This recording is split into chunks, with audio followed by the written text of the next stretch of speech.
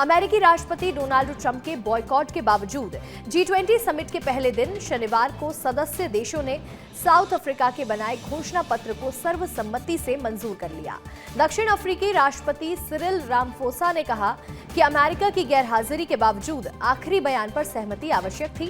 Trump ने आखिरी सत्र की मेजबानी के लिए एक अमेरिकी अधिकारी भेजने का सुझाव भी दिया था, लेकिन दक्षिण अफ्रीकी अध्यक्षता ने इसे अस्वीकार किया।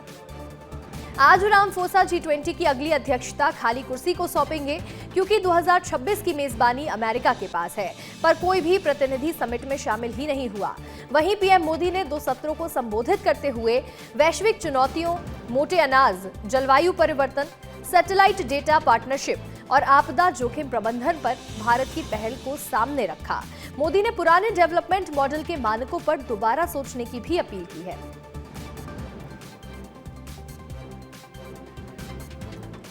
अधिक जानकारी के साथ हमारे सहयोगी अमृत तिवारी जुड़ रहे हैं। अमृत, अमेरिका ने बॉयकॉट किया, कोई भी प्रतिनिधि शामिल होने के लिए नहीं पहुंचा, लेकिन इसके बावजूद सर्वसम्मति से G20 घोषणा पत्र को स्वीकार किया गया है। देखिए, अमेरिका की तरफ से जिस तरह से एक बाइकआउट किया गया था, उसके मद्देनजर देखेंगे तो एक बहुत बड़ा मैसेज G20 के इस मंच से साउथ अफ्रीका से जोहान्सबर्ग से देने की कोशिश की गई है, क्योंकि जो दुनिया है वो मल्टीपोलर है, किसी एक ध्रुवीय जो कहा जाए ब्लैकमेलिंग के तहत बंद होकर के नहीं रहेगी। ये एक बहुत बड़ा मैसेज जो है इस जोहान्सबर्ग से दिया गया है, G20 के समिट से दिया गया है। और इस दौरान जो मसौदे पारित हुए हैं वो भी काबिले गौर है, जिसमें सबसे जो अहम है, जिसको लेकर के अमेरिका बहुत ज्यादा खफा रहता है।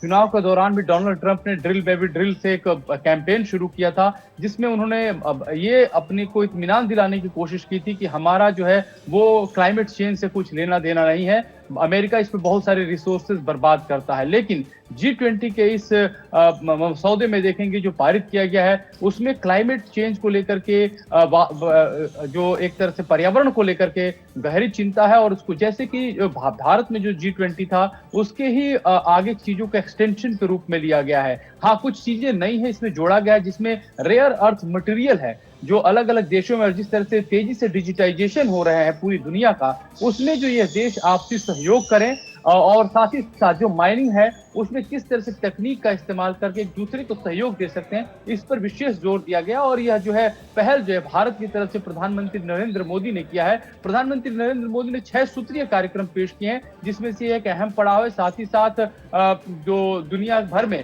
जो एक तरह से हेल्थ मिशन है उसको किस तरह से आगे बढ़ाया जाए, लोगों को किस तरह से राहत मिले, इस पे भी काम किया गया है। सैटेलाइट डेटा का जो है एक तरह से एक दूसरे से आदान प्रदान हो, इसके लिए उन्होंने सुझाव दिया है। साथ ही साथ इसके अलावा जो G20 में जो सबसे अहम पक्ष है वो है यूक्रेन रशिया वॉर को लेकर के है। इस दौरान उस पे भी जो है वो बातचीत होगी, क्योंकि एक बहुत बड़ा लंबे अरसे से मसला चल रहा है, और खुद यूरोप के कई देश हैं, ये माना जा रहा है कि जो नाटो से जुड़े हुए हैं वो एक अपने अलग स्वार्थ में जुड़े हुए हैं, जहां से यूक्रेन और रूस के युद्ध में जो है वो संधि जो है किसी बिल्कुल स्तर पे अमृत, नहीं पहुंच पा रही है। यहाँ पर ये अमेरिका के बॉयकॉट के बावजूद भी इसको स्वीकार किया गया, मंजूर किया गया, और एक बड़ा मैसेज देने की कोशिश की जा रही है। आपका जुड़ने के लिए हमारे साथ बहुत बहुत शुक्रिया।